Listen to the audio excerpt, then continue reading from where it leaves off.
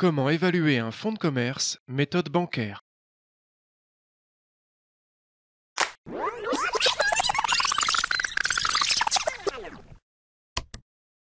Pour évaluer un prix de vente, il existe de nombreuses méthodes d'estimation d'entreprise qui conduisent souvent à des résultats très disparates, parfois même du simple au quintuple. C'est assez déroutant pour qui veut estimer une affaire de façon lucide. Il existe pourtant une approche fiable qui ne trompe presque jamais, celle du banquier. Souvent ignoré, c'est pourtant lui qui tranche à la fin et qui permet de concrétiser la transmission. Et son point de vue est simple, prêter pour assurer un remboursement sans accroc. Dès lors qu'il s'agisse d'évaluer un fonds de commerce ou une société, la clé est toujours la même, la capacité de remboursement de l'entreprise.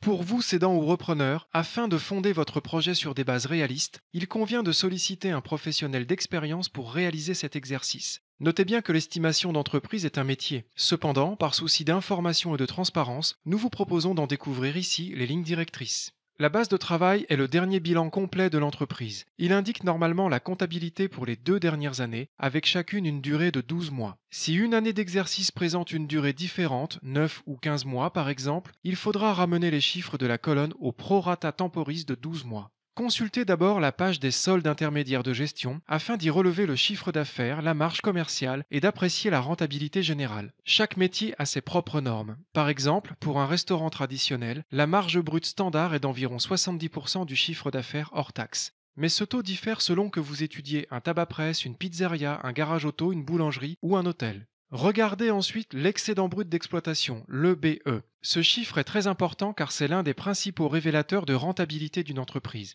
Il peut aussi être amendé car il dépend directement des charges de fonctionnement. Ces charges varient d'une année sur l'autre et elles varieront de nouveau quand un repreneur prendra possession de l'entreprise. C'est précisément à ce stade où s'effectue un travail que l'on appelle le retraitement qu'un regard professionnel est nécessaire. Pour mieux comprendre, reportez-vous sur la page du compte de résultats détaillé. Dans ce tableau, vous trouverez la composition du chiffre d'affaires et de toutes les dépenses de fonctionnement. Il convient de relever d'une année sur l'autre les grandes variations de chiffres pour lesquelles il faut produire des explications. De surcroît, chacun de ces chiffres, et notamment les charges de fonctionnement, peut faire l'objet d'une baisse ou d'une augmentation après la vente. Les frais de déplacement, le loyer, les honoraires de conseil, la rémunération de l'exploitant et ses incidences sur les cotisations sociales, etc. L'éventuelle variation de chacune de ces dépenses va impacter à la hausse ou à la baisse l'excédent brut d'exploitation. Par exemple, si on prévoit une économie de 100 sur les frais de véhicule, le BE augmente de 100 et inversement. Vous obtenez alors un résultat que l'on peut nommer l'excédent brut d'exploitation retraité. C'est en quelque sorte les profits que doit générer l'exploitation normale de l'entreprise après l'arrivée d'un repreneur. Il est parfois pertinent de faire la moyenne des EBE sur les 3 dernières années pour affiner l'estimation.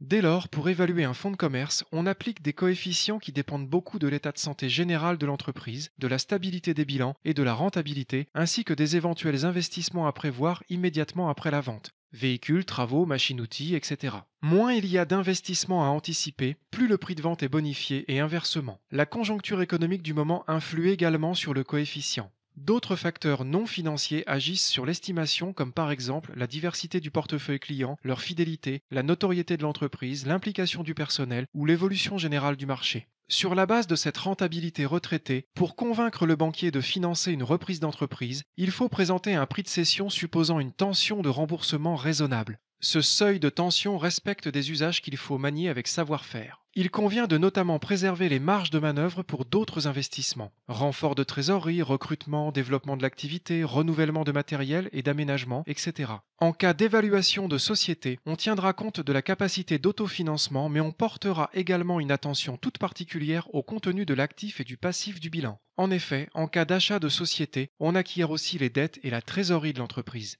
Il existe enfin 2 cas particuliers. Le premier est celui où le prix de vente du fonds est très surestimé parce que l'entreprise présente un fort potentiel de croissance. Le banquier se mue alors en un avocat pointilleux et pose 2 questions.